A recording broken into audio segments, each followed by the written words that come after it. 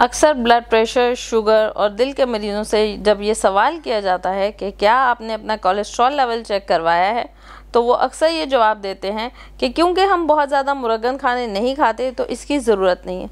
हालांकि ये नहायत ही गलत तासुर है।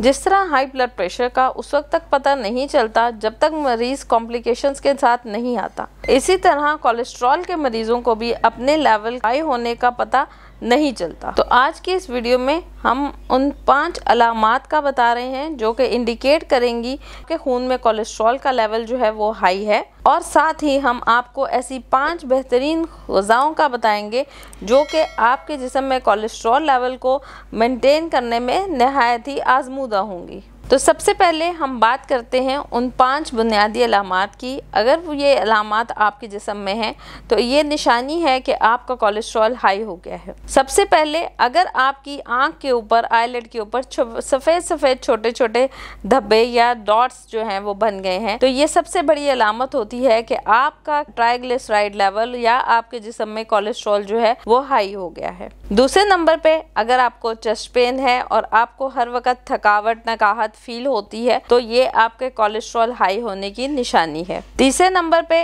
अगर आपके टांगों में, पिंडलियों वाली जगह में दर्द रहती है, आपको कमज़ोरी फील होती है और थोड़ा सा काम करने के बाद आप थक जाते हैं, तो भी ये अलामत है कि आपका कोलेस्ट्रॉल हाई है। जिन लोगों के हाथ और पैर जलने लगते हैं या जिन लोगों के हाथ और पैर से हीट निकल रही होती है, ये भी एक बहुत बड़ी अलामत है कि आपके कोलेस्ट्रॉल लेवल जो है वो हाई है। आखिरी अलामत, जो लोग बहुत ज़्यादा थकावट महसूस करते हैं या हर वक्त सोया सोया फील करते हैं, सो के उठने के बाद भी फ्रेश नहीं होते, और जिनको बात करते करते हल्की सी हकलाहट या नकाहत होती है, या आप बात करते करते अगर आपके जो आवाज़ है वो थरथराने लगती है, तो ये भी कोलेस्ट्रॉल के कम होने की एक निशानी है। कोलेस्ट्रॉल की बुनियादी तौर पे 2 अक़साम होती है। सादा अल्फाज में अगर समझाना चाहूँ तो एक बैड कोलेस्ट्रॉल और एक गुड कोलेस्ट्रॉल। आज के इस वीडियो में हम आपको जो 5 ग़िज़ाएं बताएंगे वो आपके गुड कोलेस्ट्रॉल को प्रमोट करेंगी और आपके बैड कोलेस्ट्रॉल को रिड्यूस करने में मदद देंगी। तो कोलेस्ट्रॉल के मरीज़ों के लिए जो पहली ग़िज़ा है वो है नट्स और सीड्स, जिसमें आपके बादाम, पिस्ता, अखरोट, काजू, आपके कद्दू के बीज, अलसी के बीज, सूरजमुखी के बीज, चार मगज़, ये सारी की सारी फैमिली जो है वो इसमें लाया करती है, क्योंकि ये आपके अच्छे गुड कोलेस्ट्रॉल का बेहतरीन सोर्स है। गुड कोलेस्ट्रॉल जो होता है वो आपके जो बैड कोलेस्ट्रॉल है उसको रिड्यूस करने में हेल्प आउट करता है।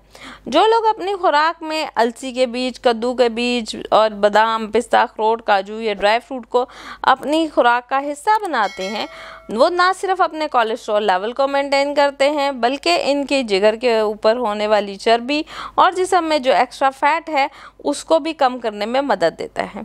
इसके साथ साथ ये आपके दिल की और आपकी खून की शरीयानों में खून के फ़्लो को बढ़ाती हैं और कोलेस्ट्रॉल जो आपकी शरीयानों में जमा होना शुरू हो जाता है उसको एक्सक्रीट आउट करता है। दूसरे नंबर पे जिस चीज़ का जिक्र करूँगी वो है फ़िश या फैटी फ़िश का जो फ़िश ऑयल है। तो फ़िश के अंदर ओमेगा 3, ओमेगा 6 फैटी एसिड्स हैं जो कि गुड सोर्स ऑफ कोलेस्ट्रॉल हैं। ना सिर्फ ये कि ये ओमेगा 3, ओमेगा 6 फैटी एसिड्स जो हैं जो कि फ़िश ऑयल में या फ़िश के अंदर मौजूद हैं, ये आपके एज ए एंटीऑक्सीडेंट काम करते हैं और आपकी शरीयानों में होने वाली ऑक्सीडेशन को रिड्यूस करते हैं, बल्कि आपके बैड कोलेस्ट्रॉल को आहिस्ता आहिस्ता ख़त्म करने में और आपके ब्लड फ्लो को बढ़ाने में मददगार साबित होते हैं। तीसरी चीज़ जो कि मैं जिक्र करूँगी वो है आपका सेब का सिरका या लीमू का इस्तेमाल।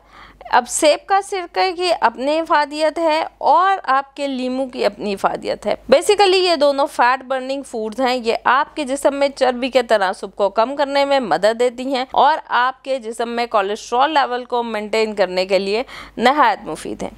तो आप अपनी ज़िंदगी में अगर डेली बेसिस पे लीमू या सेब के सिरके को इस्तेमाल करते हैं तो ना सिर्फ ये आपके दिल के लिए, ब्लड प्रेशर के लिए, शुगर के लिए और आपकी ब्लड फ्लो के लिए बेहतर है, हाई कोलेस्ट्रॉल के मरीज़ों के लिए चौथी फ़ायदेमंद ग़िज़ा वो है फाइबर या हस्क, या जिसको हम इसबगोल का छिलका कहते हैं।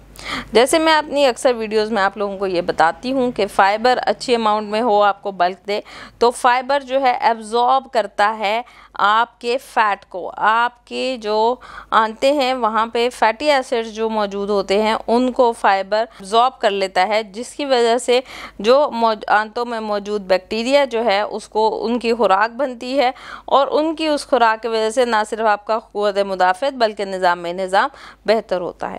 तो जो लोग अपनी खुराक में इसबगोल का छिलका या किसी भी किस्म का फ़ाइबर ऐड करते हैं, चाहे वो फलों से या सब्जियों से है, वो कहीं दालों से है या किसी और चीज़ से है, वो भी अपनी कोलेस्ट्रॉल को नहायत आसानी से कम कर सकते हैं। और ये आपके बैड कोलेस्ट्रॉल को कम करने के लिए नहायत मुफीद होता है, क्योंकि ये उस सारे फ़ैट को जो आपके जिस्म के लिए नुकसानदेह है उसको एब्जॉर्ब कर लेता है। पांचवी और आखिरी ग़िज़ा जो मैं आपको बताने लगी हूँ वो है आपकी कुछ हर्ब्स, जैसे कि जिसमें सबसे पहले जिसका जिक्र करूँगी वो है आपका अदरक।